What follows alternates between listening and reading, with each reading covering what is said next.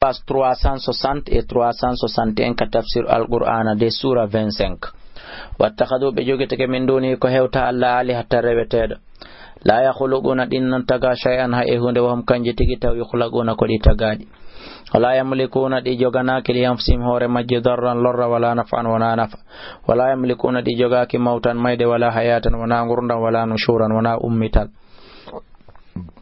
wa qala alladhina yuben kafaru yeddube in hada wonde dun do wonal illa ifkon sona fenande iftara hunde o fefindi wa anahu wallimu alayhi idu mayre kawmun yimbe akharuna wobbego faqad ja'u gomdibe addi zulman tonye wa zuran e penale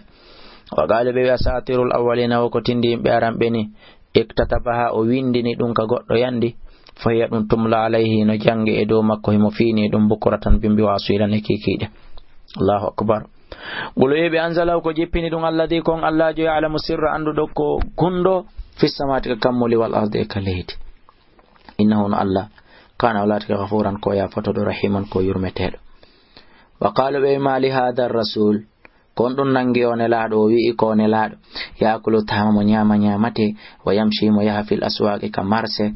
lawla unzila anno jippine ilay faade makko malakun malaikajo fa yakuna on do lato ma wondude makko nadiran waajo todo aw yulqa ma buge ilay faade makko kanjun galu molonango on risaljo aw takunu law ma latano mo jannatun zarden yakulu minara ko on zarden o nyamata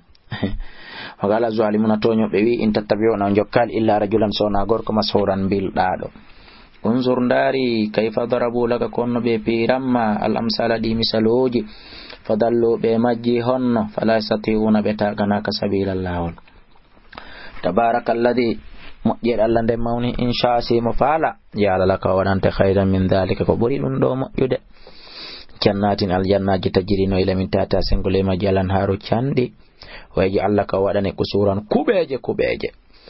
bal kon kadabo bisati be fenni darngal watatana mem marani liman kadaba kala fenni do bisati darngal sayran hubbunge waylite idara atum singe yibe min makani modde nokure baydan wodditinge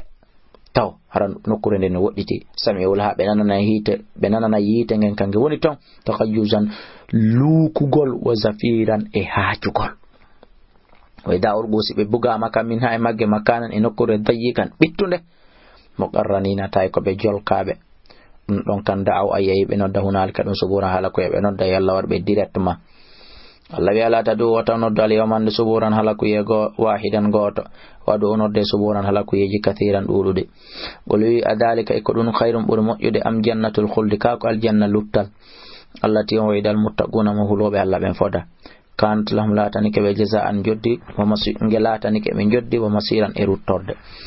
lamno dan be fiyato ma shauna konko be yidi khalidina ko be luttobe kana latike ala rabbika ka joma waadan ko fodore masulan golletende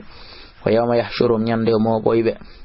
ama ya'buduna ko ben rewde ko min dunila ko hewta Allah fa yaqulu ya antum ekonon adlaltum wonno ko majjin ibadi jiyabe am ben haulai bedo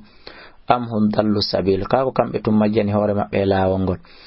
qalu isanamoji din jaabo ma kala ko rewano jaabo subhanaka la bal wadanima Allah ma kana la taki yanbaghi lana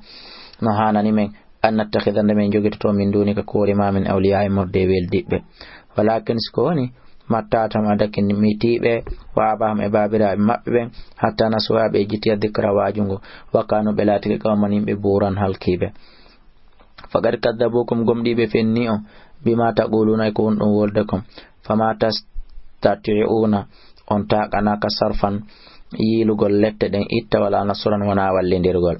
man yazlim kala to ina minkum modo no de ko men medina ma adaba lette kabiran mawnude wama arsalna min lali qablaka ko aditima min al mursalin imorden labbe illa innam sona kambe la yakuluna ta'ama hibe nyama nyamete wa yamshuna hibe ya fil aswaqi kalumoji waja'alna min wadi ba'dakum yuqaymun li ba'din wa nan de ka fitnatan jarrabiye